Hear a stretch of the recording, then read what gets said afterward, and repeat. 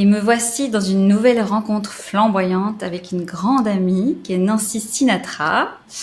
Et je vais te laisser d'abord te présenter pour ceux qui ne te connaîtraient pas. Salut à tous, je me présente, Nancy Sinatra donc, pas la fille du chanteur pour ceux qui la connaissent, mais la fille de Rossolino Lilo Sinatra, qui vient de Sicile, de l'El Carafridi, également comme la famille de Frank Sinatra, et qui est évidemment très très fan de Frank Sinatra, et qui a eu la bonne idée quand je suis née le 24 décembre de m'appeler Nancy, en hommage au chanteur, à la fille de Frank Sinatra et à sa première femme. Alors ça, c'est pour la partie nom, parce qu'il faut toujours se justifier quand on a un nom aussi célèbre de pourquoi on s'appelle comme ça. Donc déjà, ça, ça met tout de suite le décor.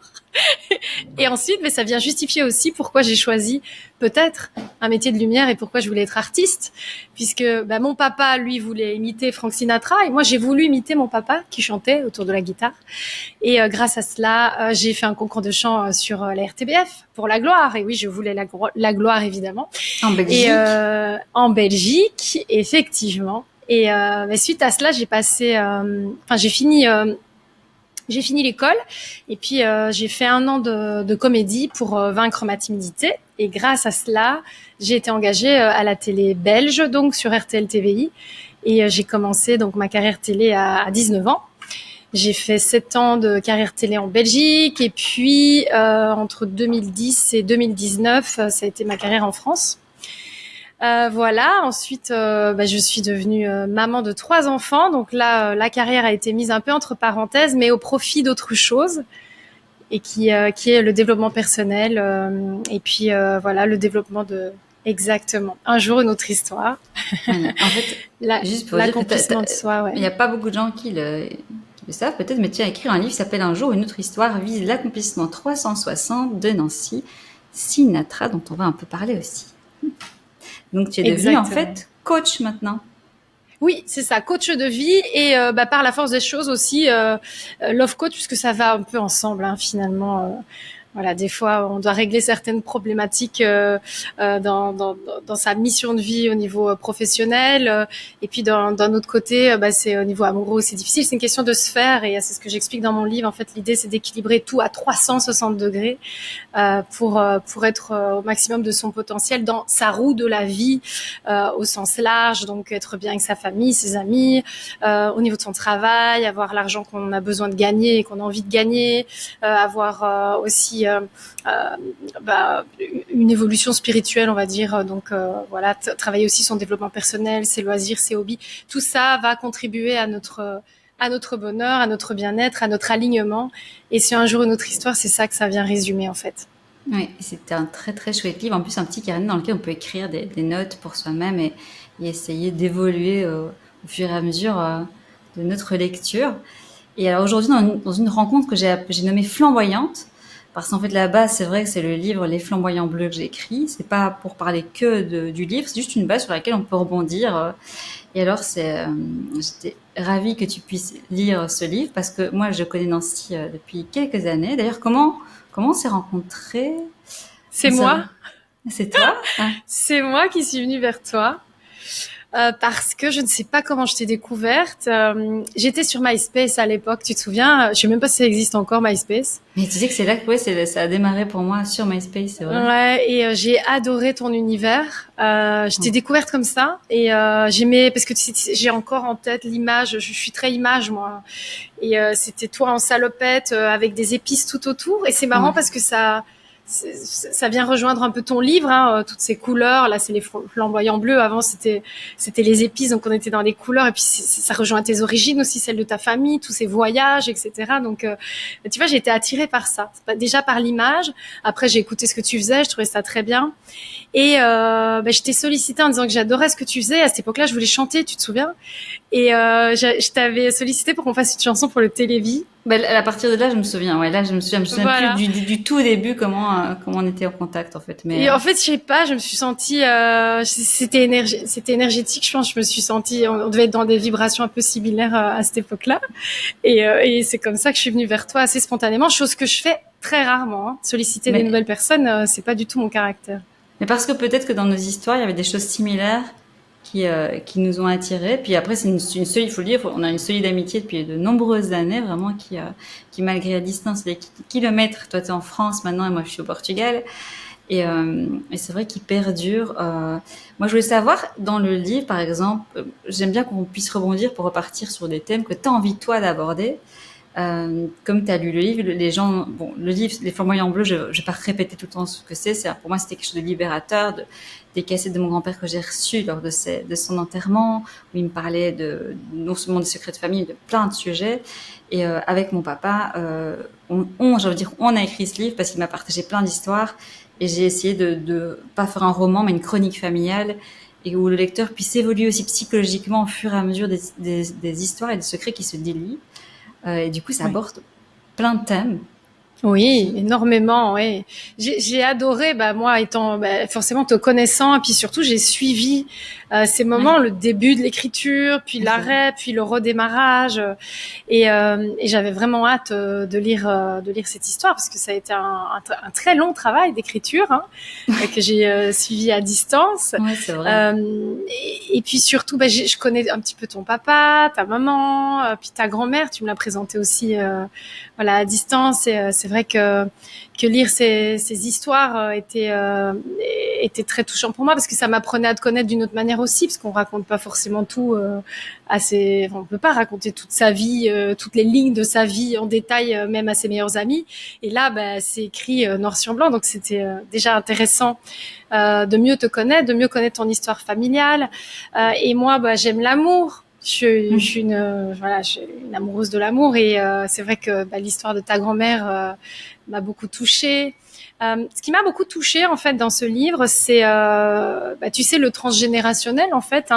C'est de constater que ton papa est venu réparer quelque chose, lui, puisque ta grand-mère, pour toutes les personnes qui n'ont pas lu le livre, finalement était très amoureuse de ton vrai grand-père, mais a finalement vécu une histoire d'amour avec quelqu'un d'autre, qui était son mari, qui n'était pas forcément l'homme le plus, sans critique, mais je sais pas, c'était l'homme qui était le plus aux petits soins pour elle Un homme bancal, du monde.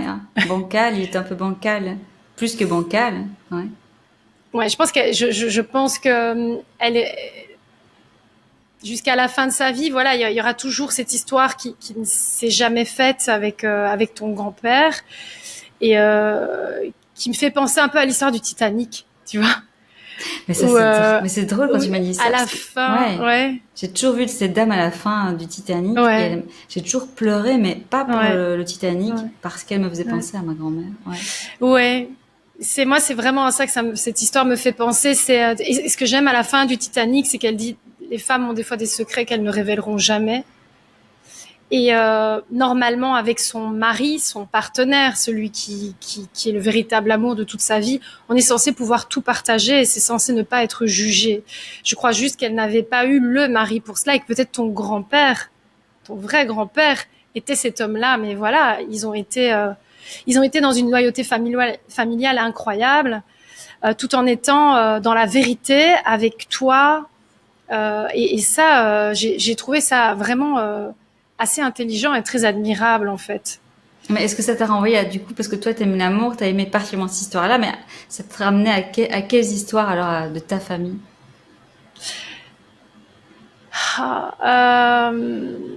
Le fait de rester avec son mari. Voilà. Moi, ce qui m'a été transmis dans ma famille, c'est un seul homme pour toute la vie. Voilà. Et je pense que ta grand-mère, elle était pas dans le un seul homme pour toute sa vie, mais je pense pas qu'elle en a eu 100 000 d'amants non plus. Tu vois ce que je veux dire?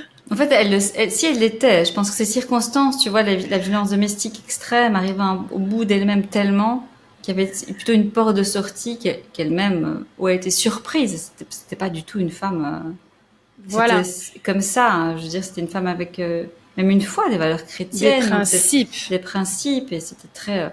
Ouais. C'était pas honorable. C'était pas quelque chose dont elle se vantait, loin de là. C'était tabou. C'était caché. Ouais. Et c'est ça, moi, que j'aime. C'est un cadre qui me rassure, moi, en fait, ça, de me dire que effectivement, quand on s'engage avec quelqu'un, on essaye, en tout cas, de d'aller au bout de cet engagement. Mais ayant vécu le divorce, je comprends aussi les couples qui peuvent se séparer. Mais ici, si on parle de l'histoire de ma famille et de ta grand-mère en l'occurrence, même de ton papa et de ta maman, ce sont des couples qui durent dans le temps, malgré les hauts et les bas. Et j'ai de l'admiration pour ces couples qui durent dans le temps, malgré des fois voilà des difficultés de couple. Et là en l'occurrence ta grand-mère, c'était malgré un amour fou ailleurs, qui en plus leur avait donné un fils, quoi. Oui, C'est quand même incroyable. Et puis ton papa, un homme voilà intelligent et tout. Et ce que j'ai vraiment aimé dans cette histoire-là, c'est que lui a vécu l'histoire d'amour de ses rêves avec ta maman, jusqu'à l'aider à se débarrasser d'un mariage, enfin en tout cas se libérer, pas se débarrasser, se libérer d'un mariage qui a été très toxique et nuisible pour ta maman. Ouais, oui, Donc c'est il sûr. a réparé l'histoire de cette manière-là déjà chez ta maman, il l'a aidé à cela, et lui a vécu son histoire d'amour avec elle, donc il a aussi réparé entre guillemets l'histoire de son père et de sa mère qui elle n'a jamais pu vraiment Oui, voir c'est le sûr. jour sur du long terme en fait. Mais c'est Et sûr. ça j'ai trouvé ça merveilleux parce que c'est toi qui me l'as appris, Wendy. Soit on corrige, soit on répare. Ouais, c'est ça. Moi, c'est pas appris, c'est un truc en psychologie. C'est sûr que dans la vie, ben, on répare, on corrige en fonction du passé. On ne sait faire que ça, mais c'est pas ce qu'on devrait forcément faire, vu que même quand on corrige, on inclut le passé dans le présent. Et du coup, on doit juste essayer de conscientiser, ben, qu'est-ce qu'on porte. Comment, ben, moi, j'essaie de comprendre. En fait, l'écriture, ça me permet de comprendre tout ça. Tiens, les manques de reconnaissance. Pourquoi est-ce qu'on veut être chanteuse? Tiens, pourquoi tu veux être dans la lumière? Parce que on parle de l'amour, mais il n'y a pas que l'amour. L'amour, il y a le manque de reconnaissance. Même mon grand-père portugais qui a été voir plein de femmes, il y a aussi un manque de reconnaissance. Pourquoi? D'où ça vient? D'avoir besoin tout le temps d'être aimé. Oui. Et puis, Bien finalement, sûr. est-ce qu'on peut dire, on parle des histoires d'amour? Est-ce qu'on parlerait pas de l'amour au sens général? L'amour De soi. de soi pour exister? Et d'où ça vient, toi, le fait qu'un jour, t'as voulu exister de cette façon? T'as compris Euh, ça? ce que ça Bah, fait je veux dire, résonner chez moi. on a tous ça. Je veux dire, et je crois qu'il faut le comprendre pour ne pas vivre ces métiers-là de la mauvaise façon, vouloir récupérer même dans nos métiers, tu vois, Ouais, un amour bien dont il nous a sûr, manqué, qui nous a manqué dans le transgénérationnel, et de pouvoir vivre complètement. et de pouvoir finalement faire bien ces métiers ou ces passions ou cet art. Mais en fait, je pense qu'on y arrive quand on fait ce que ton père a fait. C'est quand on arrive à être un peu dans ce qu'on appelle en psycho, tu sais, l'individuation, quoi. Qu'on arrive à se libérer de ce que tu dis, ce qu'on évite de faire en rapport au passé, en rapport à Mhm. l'autre, en rapport à l'histoire de nos parents, où on se recentre un petit peu sur nous. On se libère des croyances limitantes, on se libère des il faut parce qu'on nous a enseigné que, on remet le terrain neutre et on repart de nous. Et c'est là où effectivement on se met à construire autre chose. Et c'est là où toi, par exemple, tu as créé tous ces beaux projets qui te ressemblent, qui t'appartiennent, et où moi, j'ai créé un jour une autre histoire, et où je monte une facette de moi un peu plus intellectuelle, alors que auparavant, je pensais que je devais juste sourire, être belle, et ça Ça suffisait. venait C'était d'où ça qu'on ça attendait de moi. pourquoi tu pensais qu'on attendait de toi juste d'être belle et de sourire? Parce que, écoute, si je dois l'intellectualiser, je pense que j'étais une adolescente assez triste. J'étais absolument pas comme je suis aujourd'hui. J'étais pas du tout solaire, à mon sens. Quand je regarde les photos, j'étais assez triste. Et la musique était un peu une thérapie pour moi. Donc je chantais dans ma chambre à la base, pas du tout pour. Enfin, j'avais envie d'être chanteuse. Je voulais être Céline Dion, très clairement. Alors d'où ça me vient, j'en sais rien. Après, t'avais une belle voix aussi. Je veux dire, il y a Mais, le talent, mais mais d'où ça vient ça, Wendy? Tu vois, c'est inexplicable. D'où ça vient que c'est vrai que moi, je l'explique dans le livre, quand j'étais enfant, enfin quand j'étais ado, je m'amusais à jouer à la tennis woman, mais c'était toujours une gagnante, tu vois. Je voulais être Mhm. Céline Dion, c'était pas rien Céline Dion, c'était quand même la référence, tu vois. C'était Mhm. pas la petite chanteuse de quartier. Tu Oui, vois. oui. D'où ça vient ça, j'en sais rien. Je Non, peux mais pas moi, je l'expliquer. parlais pas de d'où ça vient, le fait de chanter bien, vouloir être chanteuse, etc. Mais toi, tu t'as dit vraiment, je devais belle et être sourire et rien dire. Donc ça vient d'une image Ouais, ah que ouais, tu avais de toi, qu'on t'a transmise. C'est qu'on attendait de toi d'être oui. belle et de sourire et d'être une image. de quelqu'un. C'est ce que j'ai fait avec ma mère. Beaucoup. Oui. On Parce attend, tu as ressenti qu'on attendait de toi d'être juste oui. une image et Oui. en fait D'être assez lissé, un maximum lissé. Voilà. D'être une marionnette. De pas trop. D'ailleurs, ma prof de quatrième, Madame Dubois, que je salue, parce que quand j'étais en sixième, elle m'a dit mais qu'est-ce que tu es belle et tout. Donc je me suis dit tiens, elle m'aime bien. Mais elle me traitait d'impertinente. Donc effectivement, quand j'usais d'intelligence, j'étais une impertinente où il fallait que je me taise. Et j'ai appris à me taire. Sois belle et tais-toi. Parce qu'en fait, on peut pas être un petit peu belle aux yeux de la société, parce qu'en fait, est-ce qu'on est belle, tu sais, dans une époque, et ma grand-mère qui a des grands yeux bleus, elle, magnifique, à l'époque, c'était pas du tout la mode, donc elle se sentait très moche, donc, ce sont les époques aussi, hein, je veux dire, les femmes poilues sont super belles au Cameroun, ça j'ai appris, plus on a de poils, plus on est belle, donc, tu vois, la notion de beauté c'est très culturel, donc dans cette culture, si tu étais jugée belle, est-ce que dans notre culture, on peut pas être belle et parler, on peut pas, ou alors c'est juste ça, ou alors c'est quelque chose qui t'est transmis du fait que les femmes dans ta famille ne peuvent pas exister. Non, c'est vraiment moi, je pense qu'il me suis dit qu'il fallait être, j'étais dans un faux self, ce qu'on appelle faux self que tu connais en psycho, je m'étais dit moi que je n'avais pas le droit d'exprimer ce que j'avais exprimé parce que ça dérangeait. Je n'avais d'ailleurs pas le droit d'aimer qui j'avais envie d'aimer, puisque mon premier amour a été chaotique. Hein, dans ma famille, il avait 13 ans de plus que moi. C'est en ça que tu as aimé Angélique? Probablement. Dans le livre. Qu'est-ce qu'Angélique a ramené chez toi, tu vois une histoire où d'un amour impossible, d'un amour qui est pas accepté forcément par la famille, puisque si je me souviens du livre, effectivement, il y a eu un moment des échanges qui ont carrément été cachés par la famille parce que l'histoire ne devait pas avoir lieu. Moi, c'est vrai que ma première histoire d'amour, où là, effectivement, je me suis affirmée pour la première fois, j'avais 16 ans. J'ai été vivre avec cet homme à l'âge de même pas 18 ans. Parce que ma maman l'a pas supporté du tout. C'est très personnel, hein, ce que je raconte là, mais voilà, ça fait partie de mon histoire. Aujourd'hui, je m'entends très bien avec ma maman et c'est pas un souci, mais ça vient faire écho peut-être effectivement à l'histoire de ta grand-mère sur le fait que la famille des fois vient se mêler de choses qu'elle n'a pas à se mêler parce que nos histoires d'amour sont personnelles et que on n'a pas à nous dire qu'on a le droit d'aimer ou pas. Mais tu avais tellement confiance en toi à cette époque-là, en qui tu étais, tu savais qui tu étais, la confiance en toi. Je savais qui j'avais envie d'aimer, en tout cas. Je savais qu'on ne pouvait pas me dire qui j'avais le droit ou pas d'aimer. Et ça, l'amour, pour moi, ça a toujours été comme ça. J'aime qui j'ai envie d'aimer. On va pas me dire si je dois aimer ou si je ne dois pas aimer. Ça, pour moi, l'amour, je fais pas de concessions sur l'amour, quoi. Si j'aime... l'amour est la chose la plus importante pour moi. Donc là, ça a été jusqu'à effectivement être en cassure avec ma propre mère. Et je le regrette pas. Et à l'heure actuelle, elle sait que cette histoire a été très bénéfique pour moi parce que j'aurais pas rencontré cet homme-là, j'aurais pas fait de la télé. Il m'a mené, cet homme-là, l'air de rien, à être qui je suis aujourd'hui aussi. Il a contribué à cela, il a un peu fini. J'avais que 17 ans, donc j'étais toute jeune.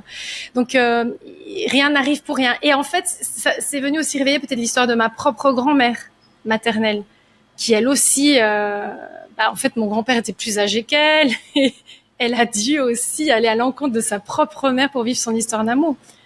Et pour le coup, ça a été le seul homme de toute sa vie, ça a été mon grand-père. Et à ce moment-là, ça voulait dire exister, ne plus que sourire et être belle, mais exister. C'était ça qui s'est passé pour toi à ce moment-là? Pour moi, en fait, tu parles beaucoup d'amour, tu es amoureuse de l'amour, mais c'est l'amour passionnel. Mais en fait, est-ce que c'est l'amour, ça peut être l'amour maternel, ça peut être l'amour, l'amitié. Il y a plein de, ça peut être l'agapé, ça peut être l'amour, ça. L'amour, c'est large. Cette histoire-là, à l'époque, moi, je pense qu'à cette époque-là, je recherchais peut-être aussi le père, tu vois, aussi puisqu'il était plus âgé que moi, donc j'ai aucun problème à le dire aujourd'hui. À l'époque, j'aurais dit mais c'est tout à fait faux.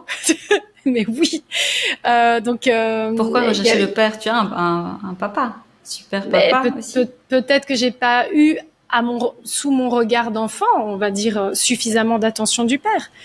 Peut-être que j'ai pas eu suffisamment de moments de qualité du père. Peut-être que Mais j'adore mon père et là, Pourquoi? s'il regarde l'interview, tu vois, on va pas faire ma thérapie non plus, tu vois. Ah bah non, Mais non, tout ce qu'on vit a un rapport forcément c'est ça, oui. à, à nos parents, en fait, très clairement. Mais oui, c'est ce que j'ai Soyons lu. Mais, réalistes. mais oui, mais c'est ce que je voulais. Tu vois, dans le livre, le fait d'écrire le livre, d'être dans cette démarche-là, ça m'a fait. Tu vois, c'est vraiment c'est se mettre au balcon de sa vie et se dire, tiens, d'où je viens, qu'est-ce que je porte. Ouais, Ben oui, clairement, moi, Angélique, au-delà du.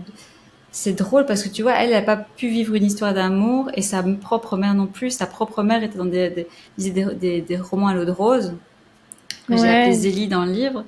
Et elle n'a pas pu vraiment aussi se marier avec une personne, enfin, je le raconte dans le livre.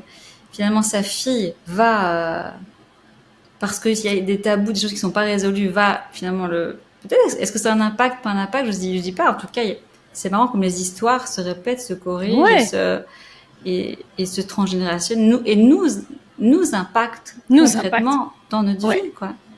Et Est-ce que, toi, dans ta vie, qu'est-ce que ça a eu? Parce que du coup, ton papa, lui, t'a appris qu'on pouvait vivre une vraie histoire d'amour. Donc toi, qu'est-ce que ça a eu comme impact chez toi?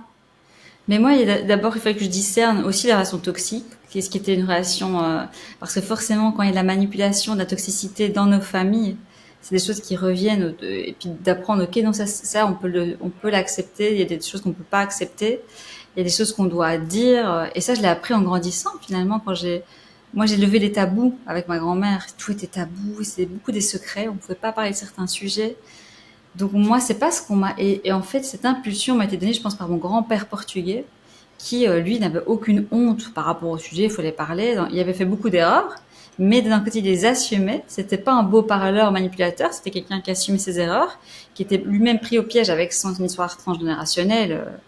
Mais du coup, il m'a donné une impulsion de vérité, quoi. La vérité est importante de dire. Ouais. Et donc, du coup, moi, dès que j'ai commencé Ouais. mais même avant de savoir les secrets, tu vois, j'écoutais les conversations, on me disait de moi, en plus, on me disait, ah, Wendy, elle sait pas garder les secrets. T'imagines, tu vois, on est Mais mes c'est grands. marrant parce que ma mère a toujours dit ça de moi aussi, que je savais pas garder les secrets, ce qui est faux de chez faux.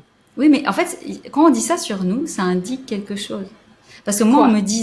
on me disait ça alors qu'on me cachait des choses. Incroyable. Donc, en fait, Ah des oui, mais fois, c'était pour justifier de cacher des secrets. donc on t'a caché des secrets aussi. Ah oui, ah bah encore maintenant, mais ma mère, elle l'assume. Hein. Elle dit, ah non, non, non, mais il y a des trucs que je sais, je te les dirai jamais. Hein. Pourquoi te les dire? Ça ne sert à rien. Mais parce que si on les dit pas, en fait, ça a des répercussions sur nos enfants, et un jour ou l'autre, c'est une bombe à retardement qui explose à une génération. Et c'est pour ça que c'est super important de se mettre au balcon de sa vie. Et je dis, c'est pas d'essayer, on va pas porter, les gens ont peur parce qu'ils ont peur qu'on mette sur l'échafaud leur papa, leur maman et qu'on les Oui, juge. Alors que c'est oui. pas du tout cette position-là, enfin, qu'on devrait avoir. C'est juste, on veut comprendre, sans jugement, pour comprendre qui on est. Parce que sinon, on va remonter à Adam et Ève. Bon, Adam, finalement, est-ce que c'est Ève c'est Ève qui a pris la pomme? Mais en fait, Dieu a parlé à Adam et Adam n'a rien dit. À qui la faute? Et donc, on n'est pas du tout dans cette position à qui la faute, sinon on remonte jusqu'à qui, jusqu'à quand. On veut juste Hmm. comprendre qui étaient nos grands-parents, de la façon dont tu parles d'amour dont ils ont été aimés. Comment ma grand-mère et mon grand-père ont appris à être aimés. Mon père a appris à être aimé, il savait pas que son père n'était pas son père, il devait faire, il devait être bon, il devait travailler, il devait. Et c'est comme Hmm. ça qu'il a appris à être aimé. Et comme moi je ne savais Hmm. pas ça petite, bah, être parfaite, ça faisait partie de moi, la façon dont j'ai appris à être aimée. Pourtant, mon père m'aimait totalement à Hmm. ma mère pour qui j'étais, mais ça se transmet. Tu vois, et toi, quand tu dis l'amour, et toi, tu devais sourire, être belle. En fait, peut-être que tu as appris à être aimée de cette façon, Oui, peut-être. Juste, bien sûr. je t'aime parce que tu es belle, parce que tu es dans le paraître, parce que c'est ce que tu Oui. m'apportes quand tu sors de la maison, le regard de l'autre, Ouais. de qui tu es, va m'apporter moi de l'amour dont j'ai besoin.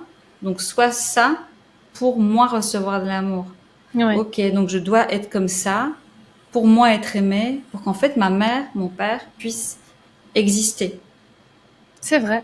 Et ce qui est très difficile, c'est quand on arrive à cette phase d'individuation où en fait on en arrive à l'amour de soi, qui peut Hmm. paraître très égoïste. Et ça, c'est quelque chose qu'on nous enseigne pas du tout. Euh, on nous enseigne pas ça. On nous dit l'inverse. On nous dit tu dois penser à l'autre. Moi, dans ma famille, c'est toujours genre tu pleures et c'est mets-toi à la place de l'autre, quoi. Donc, ce qui est génial, hein, parce que, enfin, ça a été une force pour moi, parce que ça m'a appris à toujours penser à l'autre avant moi. Donc, c'est une force en coaching, par exemple. C'est ça, j'arrive à me mettre toujours à la hauteur de l'autre, à comprendre quel est son univers, etc. Sauf qu'un jour, j'ai appris qu'il fallait aussi que je me concentre sur mon intérieur. Mais là, par contre, ça a été un... Parce que c'est vrai que ta grand-mère, par exemple, si elle avait travaillé sur l'amour de soi, qui nous dit qu'elle serait restée avec son mari, si ça se trouve, elle aurait peut-être divorcé, elle serait peut-être mise avec ton grand-père, on ne sait pas. Elle aurait peut-être bousculé des codes qu'elle n'a pas bousculés là parce que loyauté, parce qu'on lui a enseigné à être dans un certain format de vie, c'était important d'y rester, d'être respectueuse de cela et tout ça. Donc, je sais que ma maman, par exemple, elle aime pas le changement pour ça, parce qu'elle a peur, je pense, de tout ce que ça va venir impacter. Et c'est vrai qu'il y a énormément de gens, et je le comprends, que ça rassure aussi, de surtout ne rien bouger. Oui. Parce que dès que tu sors un peu du cadre, attention, ça met des parenthèses sur des choses connues. On est dans quelque chose de beaucoup moins familier. Et ça peut ne pas être rassurant. Je pense que tout le monde n'a pas les épaules aussi d'assumer les changements et les levées de tabous, et comme toi ou comme moi. Mais bon. Mais ma grand-mère a quand même eu un courage de fou parce qu'elle voulait divorcer. Donc elle a voulu changer.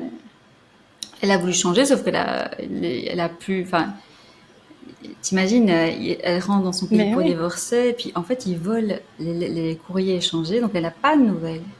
Bien sûr. Le fait de commencer à changer, de s'affirmer, elle n'a plus accepté, et l'autre a été obligé de changer aussi. Je dis pas qu'il est devenu parfait, parce qu'il y avait une violence domestique assez affreuse, hein, il y a eu un tabou là-dessus assez dingue. Mais cet homme a finalement quand même changé un petit peu par son changement.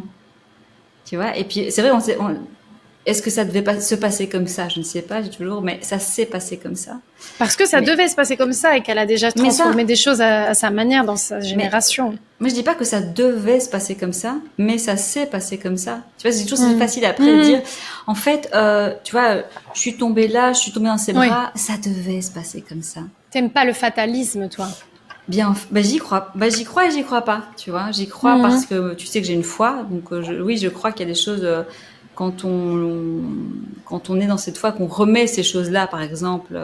Moi, je l'appelle Dieu. Voilà, c'est Dieu. Je lui remets. Donc, je sais que ce que je lui remets, il peut avoir mais je peux pas mettre toute la responsabilité sur ce domaine-là. Il y a une responsabilité qui m'incombe aussi. Je veux dire, si je trébuche, c'est que j'ai mis des hauts talons. Tu comprends? Bien sûr, et de toi, et le ciel t'aidera. Ça, c'est T'aimes pas ça? Non, c'est une phrase très humaine aussi. Non, mais je suis pas. Non, mais c'est juste que quand on tue la personne qui se trébuche, elle a mis des hauts talons, elle a bu de l'alcool, imagine. Ça devait se passer comme ça. Ouais, tu vois ce que je veux dire? C'est facile de refaire l'histoire par après. Donc même sur ma propre histoire, j'ai pas envie de refaire l'histoire par après. J'ai juste, ça s'est passé comme ça. Et dans nos vies, on doit comprendre de cette façon-là. Est-ce que si ma grand-mère avait été avec cet homme portugais que j'ai adoré, est-ce qu'il aurait été fidèle ou pas? Est-ce que mon père ne serait pas devenu qui il est? C'est pas que ça devait se passer comme ça, c'est que finalement le mal a été changé en bien, et mon père surtout a choisi qui il voulait devenir.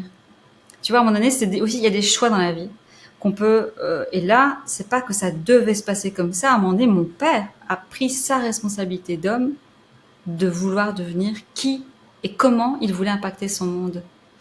Et je pense qu'il faut faire très attention, et en psychologie, et dans n'importe quel domaine de la foi, de toujours mettre une espèce de causalité linéaire très facile, qui peut faire beaucoup de dégâts, en fait, dans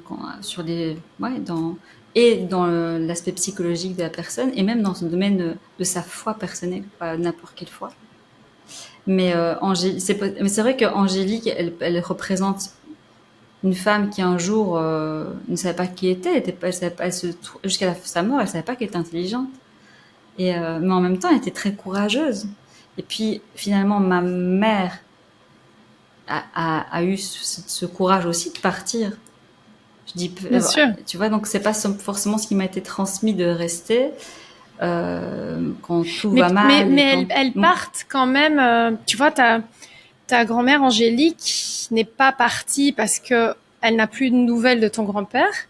Donc, elle est restée avec, Mhm, ton autre mhm, grand-père, du coup. Ouais. mhm. Et ta Parce qu'il est venu maman, pleurer, il est venu pleurer. ouais. Et ta maman, elle a rencontré ton papa. Et c'est vrai qu'on a été quand même conditionné à, tu sais, c'est comme ta grand-mère à ce moment-là, elle aurait pas pu quitter pour être seule. On pouvait pas être des filles seules, des femmes seules. Tu vois, c'est ça où dans notre génération, on peut quitter pour être seule. Tu vois, Ma maman, elle a quitté quand même pour être seule. C'est le hasard, enfin, ok, hasard. elle l'a trouvé au niveau oui, quand elle a commencé Ouais, à faire les démarches pour le là, divorce, puisqu'il a hasard ou été son pas, avocat. Ouais, hasard ou pas, en incroyable. tout cas, de nouveau, le mal a été changé en bien d'une façon là extraordinaire. C'est extraordinaire. Et tu Ouais. sais que moi, quand je racontais ces histoires-là, quand j'étais petite, on me prenait pour une mythomane. Je pense vraiment toutes ces histoires un peu incroyables. Et encore, j'ai même pas tout raconté dans le livre. Mais c'est super important de les creuser, tu vois, dans toutes nos histoires, de les comprendre, de refaire le puzzle.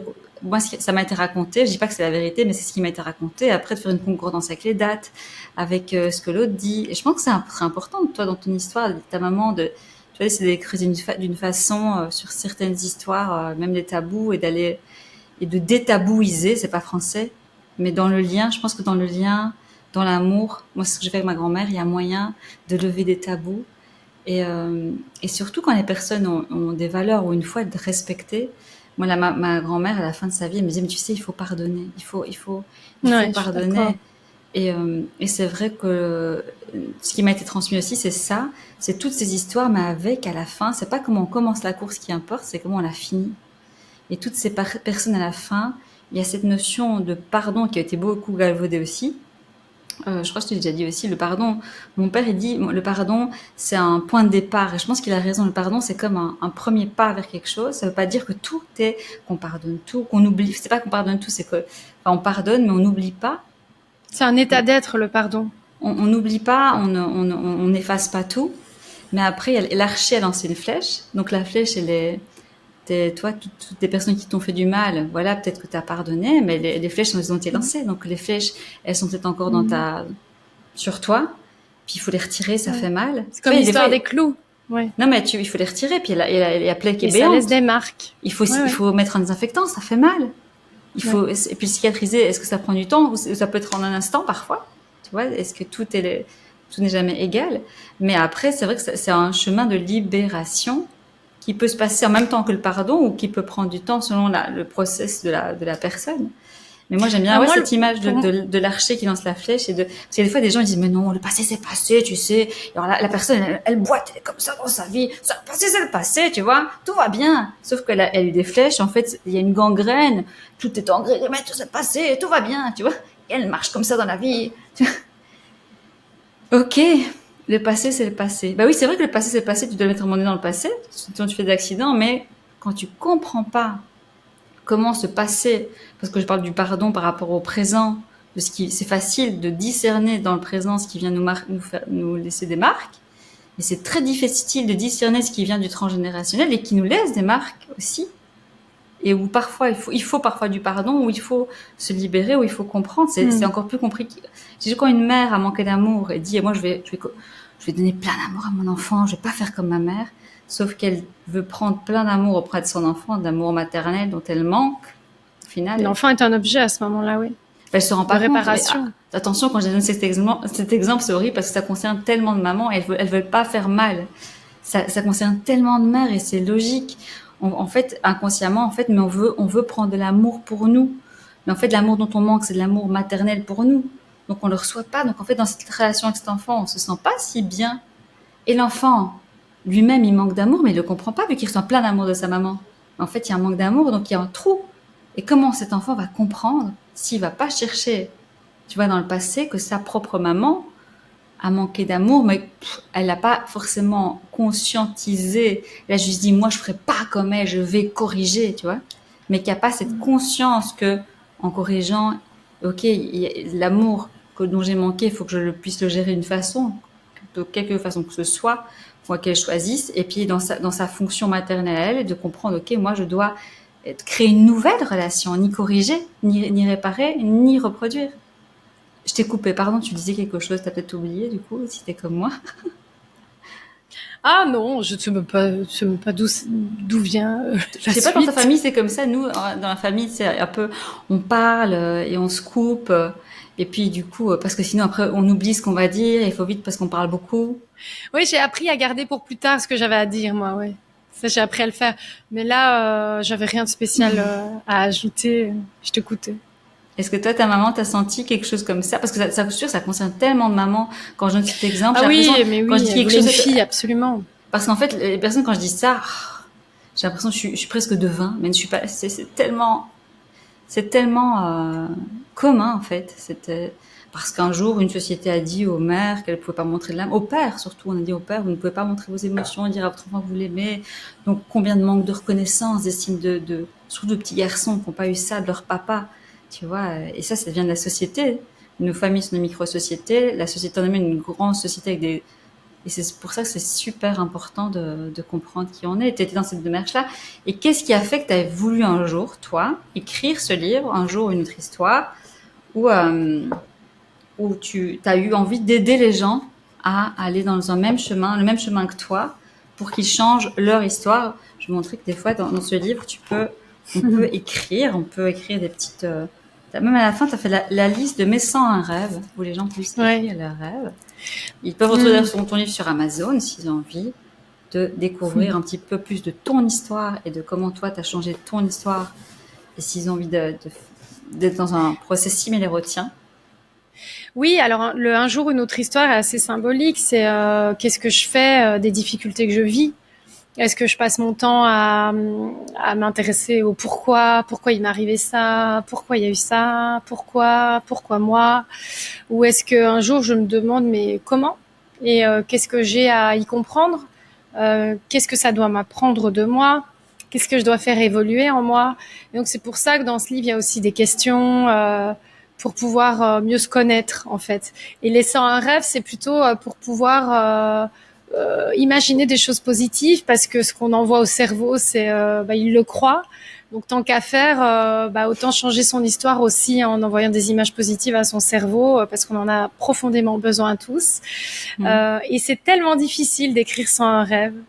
Et donc c'est pour ça que j'ai mis cet exercice dans le livre. En me disant que c'est ma petite pierre à l'édifice du bien-être de ceux qui le liront et qui auront envie de se prêter au jeu des exercices qu'on fait en coaching et pourquoi j'ai eu envie de faire ça, c'est parce qu'en fait j'ai toujours aimé on s'est toujours confié à moi assez facilement et j'ai toujours été la bonne copine, la bonne oreille j'ai un côté un peu girls next door aussi et j'aime bien cette position-là et je voulais être psy, tu sais. Et puis finalement là, je voulais être aussi artiste. Donc aujourd'hui, je suis les deux et c'est cool. C'est cool, hein, oui. Ouais. Et c'est génial, j'ai appris qu'il y a quelque chose il n'y a pas longtemps, parce qu'il faut le dire que nous, ce qui nous réunit aussi, on a une foi commune, on n'a pas forcément la même foi, on n'est pas dans des dogmes, on a une foi commune. Et tu sais, on parle beaucoup de l'esprit, même dans la Bible, esprit à mes corps, je veux dire, pas que dans la Bible d'ailleurs. Et le mot hébreu, c'était en fait l'esprit, c'est aussi l'imagination. Tout à fait, Yetzer. Et en fait, ouais. tu vois, dans notre esprit se trouve la ressource, on va dire, dans le domaine de je prends la Bible chrétienne, vraiment, c'est là l'esprit oui, Jésus vit, tu vois, ton esprit, là où il y a des choses qui peuvent se passer spirituellement, etc. Et en fait, le même mot a été traduit pour esprit et imagination. Comment l'imagination, et ce que j'aime, moi, des fois, avec la spiritualité, etc., c'est comment ça rejoint la science, les neurosciences, etc. Oui. Alors, je dis pas que tout, dans notre imagination, il y a que la psychologie positive qui fonctionne, et hop, on va dire, je veux un éléphant rose, et demain, un éléphant rose apparaît devant moi. On n'est pas à ce stade mais à quel point, quand même, ce qu'on imagine dans notre esprit, et puis ce qu'on va dire avec notre bouche, impacte impacte oui. notre vie, quoi. Oui, il y a un proverbe amérindien qui dit attention à ce que tu dis, c'est ce qui crée le monde qui t'entoure, et c'est vrai. Et si là on parle foi, on va parler de Joseph Murphy qui a écrit La puissance de votre subconscient. Moi, tu sais, j'aime l'hypnose, je crois beaucoup au symbolique inconscient de Jung, donc travailler là-dessus, je trouve que c'est très très puissant. Des fois, laisser partir la conscience, parce que pour moi, le subconscient, c'est ce qui va être vraiment lié entre on va dire l'énergie matérielle et le divin, en fait. Toutes ces connaissances qu'on a en nous, mais dont on n'a absolument pas conscience en tant qu'humain. Et Joseph Murphy s'est auto-guéri par sa foi, etc. Et moi, je crois beaucoup en tout ça. Et c'est ça, le un jour ou notre histoire. C'est qu'est-ce que je fais de cette histoire? J'ai une maladie, ok. Est-ce que je veux croire en ma guérison ou pas? Et certaines personnes, juste le fait d'avoir la foi, transforment leur histoire, et ça, c'est merveilleux. Mais il y a peu de gens, t'es très pudique, et peu de gens savent que tu es une femme très courageuse, que tu as traversé beaucoup d'épreuves, vraiment, et on les a traversées parfois ensemble, pas en même temps, mais en tout cas, on était là l'une pour l'autre pour des grandes épreuves, et je peux dire à quel point, des fois, cette foi, Ouais. Grâce à toi aussi, hein. Non, pas grâce à moi, mais grâce à toi, de ce que tu as trouvé en toi aussi. Et ça a un peu impacté aussi le début de ce livre. Est-ce que tu as envie ou pas de parler de l'une ou deux épreuves qui t'ont un peu marqué plus récemment? Ah oui, oui, je peux en parler parce que j'ai travaillé dessus. Là, on en aurait parlé en 2019 où je voulais mourir symboliquement. J'aurais pleuré toutes les larmes de mon corps. C'est tout l'avantage du travail de développement personnel, c'est que plus on pleure les choses et puis après on arrive à en parler comme si on parlait de la pluie ou du beau temps, même si ça a été émotionnellement très difficile de vivre. La parole libère. Ouais. J'ai reçu d'ailleurs un message, puisque là on est dans la spiritualité, qui me disait quand je pleurais parce que mon fils a eu un accident et il ne voit plus d'un œil. Il a gardé son œil parce que beaucoup de gens disent il a perdu un œil. Non, il a toujours son œil, mais il ne voit plus d'un œil. C'est pas pareil que de perdre l'œil vraiment et d'avoir un œil de verre. Et puis après, il a été miraculé. Personne ne peut dire l'avenir d'un enfant. Exactement. Et tu m'as beaucoup encouragée à avoir la foi. Un pasteur est venu prier quand mon fils s'est fait opérer. Il avait quand même que 2 ans et quelques mois. C'était ce qui lui est arrivé était très violent au niveau de son œil. Donc c'est sûr que la foi transforme tout. Et aujourd'hui, il va très bien. C'est un enfant qui va très bien. Mais pour moi, le fait d'avoir eu Dieu avec moi à ce moment-là a été hyper important. Tout comme ces messages que je peux avoir des fois en clairaudience. Et ce que les gens qui croient ont régulièrement. Je savais plus du tout quel était le sens de rien. Je pensais que je méritais tous ces malheurs, que j'avais fait le mal. Mon frère étant mort aussi un mois après. C'est marrant, je dis 1 an après. Donc mon frère étant mort 1 mois après un accident totalement injuste. En plus, il aurait pu être sauvé. Est-ce que tu veux expliquer l'accident pour ou est-ce que tu as parce que pour une partie, est-ce que ça peut servir ou pas? Le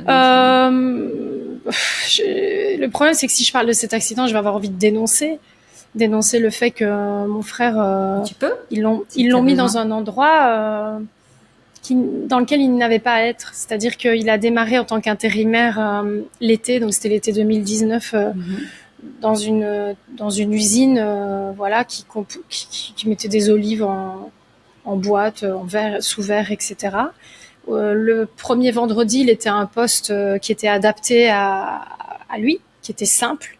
Sauf que le lundi, donc 2 jours après, il s'est passé le week-end, ils l'ont mis à un poste où il manquait de personnel.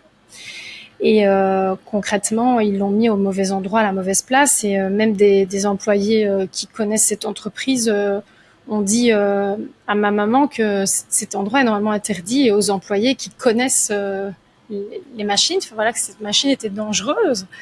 Donc il a été mis non seulement auprès d'une machine dangereuse, à travailler avec une machine qui était dangereuse pour lui, mais en plus ils ont augmenté le rendement, puisque j'ai lu le dossier, je sais même pas si on peut en parler, mais ils ont augmenté on va pas trop en parler de ça, Wendy, puisque mes parents n'ont pas lu le dossier. Mais concrètement, il y avait pas de bouton d'urgence pour l'aider, et il en est mort, quoi. Et donc cette machine a été ensuite sécurisée, mais ça a été beaucoup d'injustice. Et quand on vit beaucoup d'injustice, on se dit que c'est notre faute. Mais cet accident aurait pu être évité. Toujours. Ouais, et cet Oui. accident aurait pu être évité. Mais ouais, c'est pas Oui. c'est jamais ouais, c'est ça, c'est en ça que je te dis. Et on se dit que c'est notre faute. C'est très bizarre parce que ça même mon devait fils l'a arriver, tu vécu vois. à son échelle. Non, ça devait pas arriver. Tu Ouais. vois, dans ce sens-là, ça ne devait pas arriver. Ouais, je vois ce que tu veux dire. Mais après, on est obligé aussi, c'est un peu ça, un jour notre histoire, on est obligé de raconter l'histoire d'une manière où ça va nous apaiser. Oui, changer le mal en Pour bien. pour se délivrer de la problématique. Tout à fait. Donc, effectivement, moi, ça devait arriver va m'apaiser. Sinon, je vais rester dans la colère et je pourrais pas être dans le pardon. Tu vois? Mais après, chacun va avoir des mécanismes différents et en coaching, on va essayer d'aller chercher le mécanisme de l'autre qui va le réparer, qui sera pas le nôtre. Mais moi, en tout cas, c'est ça, moi, qui m'a aidé.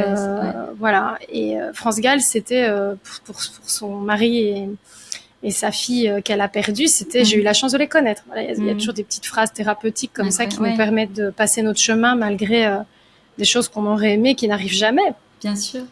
Mais dans le fait de dire ça ne devait pas, imagine dire ça devait arriver, c'est aussi terrible, tu vois ce que je veux dire?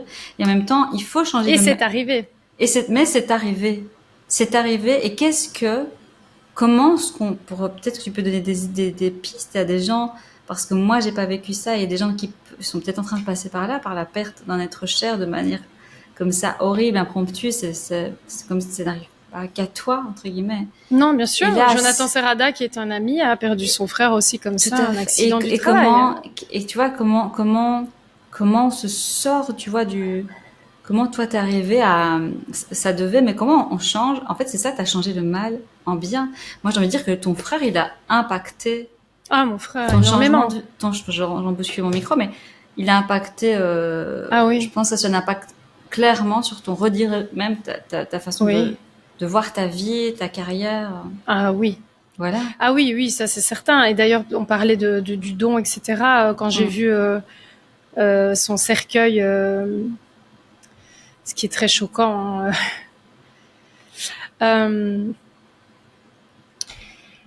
J'ai vraiment eu cette phrase qui est venue parce que je me suis mise à genoux et j'ai pleuré, bien sûr, qui m'a dit tu sais que ce n'est que mon corps, mais tu sais que mon esprit est ici avec toi. Tout comme quand il a eu l'accident, mon fils a appelé mes parents, en fait. Donc, on a appris la nouvelle alors qu'on était à 3 heures de distance d'eux, hein, grâce à mon fils qui a dû être relié quelque part. Et très clairement, quand mes parents ont appris ça et que j'ai eu la police, parce que mon père a raccroché parce que la police est arrivée, et puis j'ai eu la police moi au téléphone, parce qu'il m'a dit Joe est mort, comme ça il a raccroché. Choc, quoi. Horrible.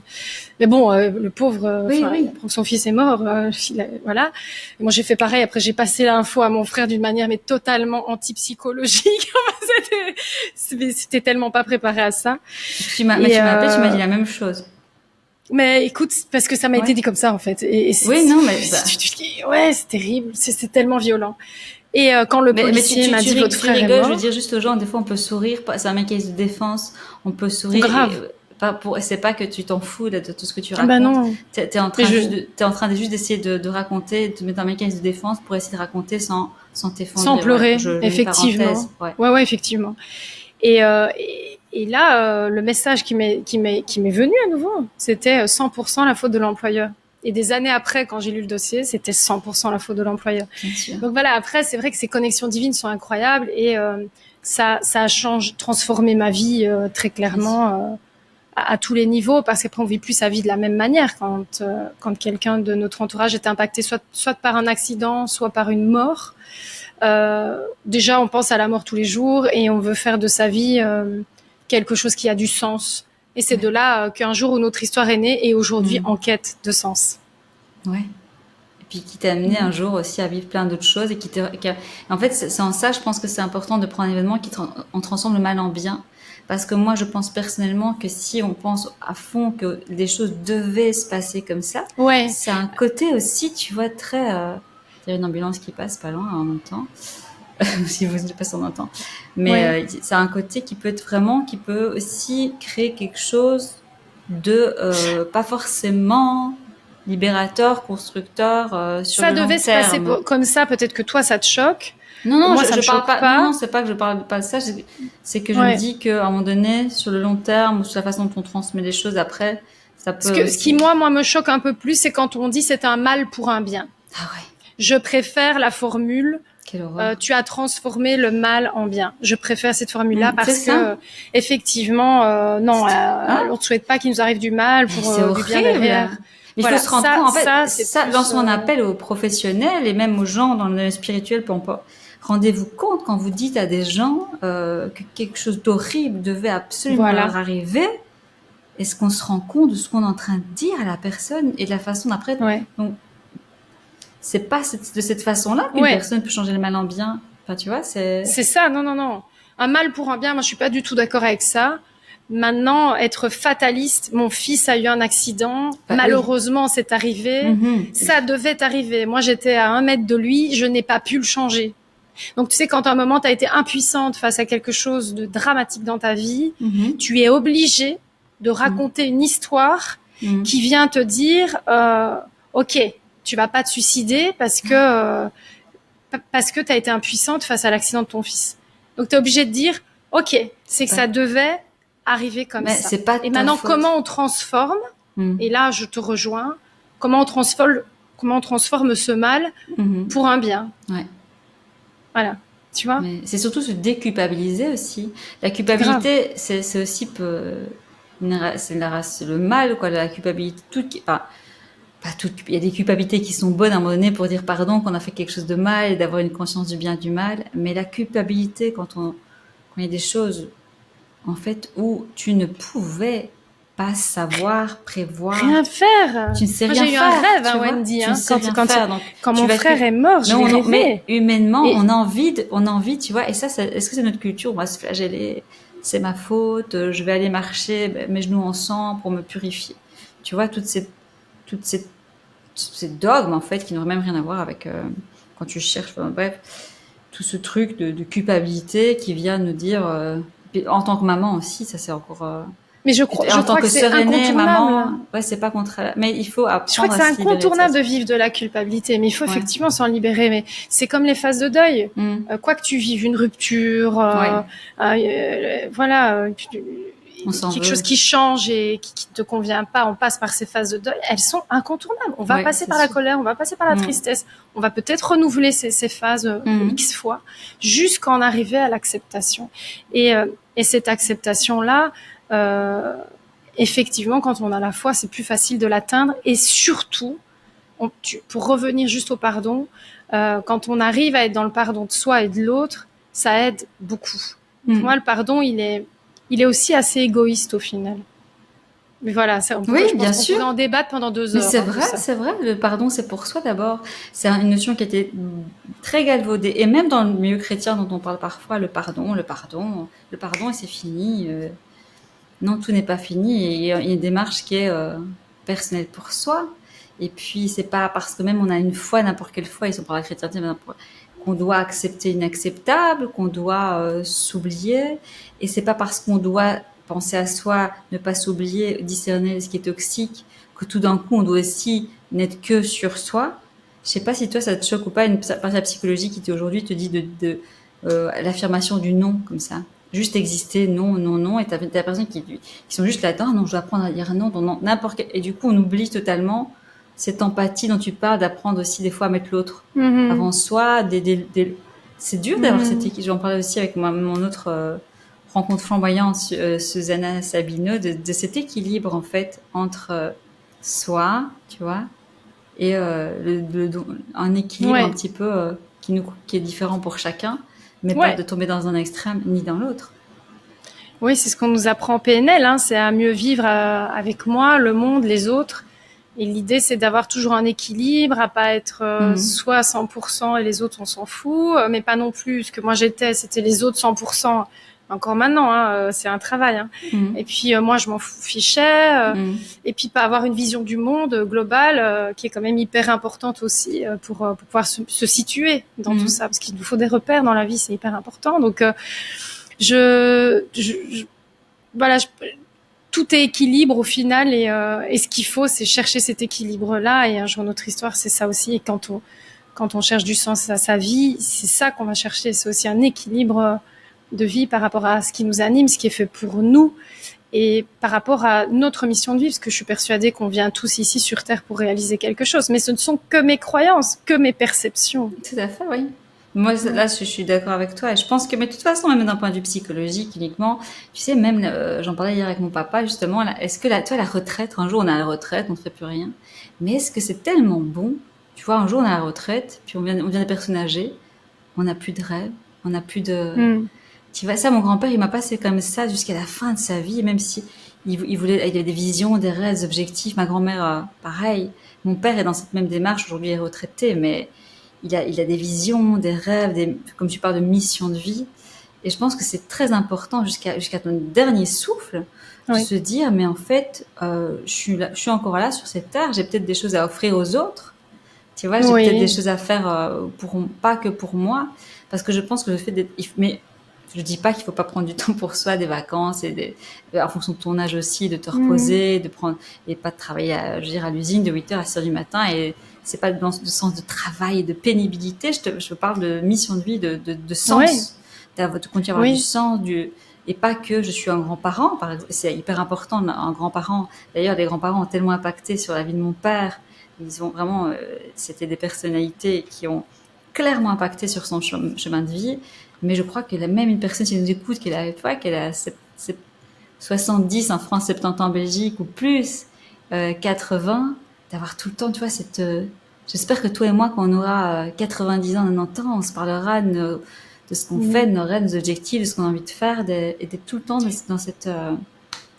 dans un travail, cette pulsion de vie aussi. Dans cette pulsion de vie, voilà, exactement. Mais tu sais, je crois que la pulsion de vie, et ça, c'est les personnes on y croit ou pas, qui font des EMI, qui généralement, ou même des personnes qui vivent des aventures un peu chamaniques, tu sais. À nouveau, on y croit pas, on s'en fiche. Moi, j'aime bien cette diversité des témoignages, et j'aime bien ce qui se rejoint. J'aime bien aller chercher ce qui se rejoint dans tout, dans les religions, dans tout. Et ce qui se rejoint, c'est une seule et même valeur, c'est l'amour. Ouais. Et je crois que ce qui nous tient en vie et ce qui fait qu'on est là, c'est l'amour. Et plus on arrive à travailler sur l'amour, mais à nouveau, pas que l'amour de couple, on en parlait tout à l'heure. Oui, parce que c'est quoi l'amour ? C'est une super question. C'est toujours difficile de répondre à cette question parce qu'il y a plusieurs formes d'amour. Déjà, je pense que j'aurais pas exactement la même définition. Et ça, c'est un ami qui en parlait dans une vidéo récemment. Il avait une vision assez juste qui disait, par exemple, l'amour que tu vas avoir pour ton conjoint ne sera pas le même que l'amour que tu auras pour tes enfants. Parce que l'amour pour ton conjoint va être conditionnel, alors que l'amour pour tes enfants est généralement inconditionnel. Par exemple, donc tu peux avoir une définition universelle de l'amour. Mais après, et même toi, tu me le diras et tu me le dis souvent, il faut contextualiser la définition aussi. Parce qu'en fait, l'amour est très large. Il y a 100 000 définitions pour le mot amour, selon les 100 000 contextes attribués, quoi. Mais l'amour, tu parles de l'amour divin, l'amour fraternel, l'amour passionnel, l'amour... il y a des tonnes de visions de l'amour. Et puis, l'amour de la vie aussi. Et puis la façon... je me disais, je me disais ça par rapport à... vu qu'on a eu des enfants petits, tu vois, tu sais que ma dernière va avoir 3 ans, mais quand elle était toute petite, et puis qu'elle me dit « je t'aime », je me dis, qu'est-ce que ça veut dire? Qu'est-ce que ça veut dire pour elle? Je t'aime. Mais tu t'es pas posé cette question-là? Mais si. Ouais. C'est marrant. Mais on en parlait hier à table. Ah, c'est marrant. On en parlait hier à table. On ne sait pas. Moi, je ne sais pas comment, quand tu dis je t'aime, qu'est-ce que ça fait chez toi? Qu'est-ce que ça représente? Parce que en fait, derrière tout ça, il y a la façon dont on a appris à être aimé, tu vois? Et dont on va transmettre. Et puis, il y a tout ce qu'on ressent. Est-ce qu'on peut mettre derrière des mots? Comment est-ce qu'un jour on met derrière le mot amour? C'est vraiment une construction intérieure et très personnelle, quoi. Tu vois, même je parlais de Dieu, mais derrière Dieu, et les gens vont, c'est le Dieu catholique qu'on m'a appris. Mais en fait, moi, derrière Dieu, c'est juste amour, c'est inconditionnel. Tu vois, derrière ce terme, se cachent des perceptions qui sont autres, mais qu'il faut aller chercher en fait, parfois qu'il faut aller se reconstruire. Oui. Qu'il faut aller reconstruire pour soi-même et pour et pour pouvoir redonner d'autres choses à nos enfants et pour pouvoir, pourquoi pas.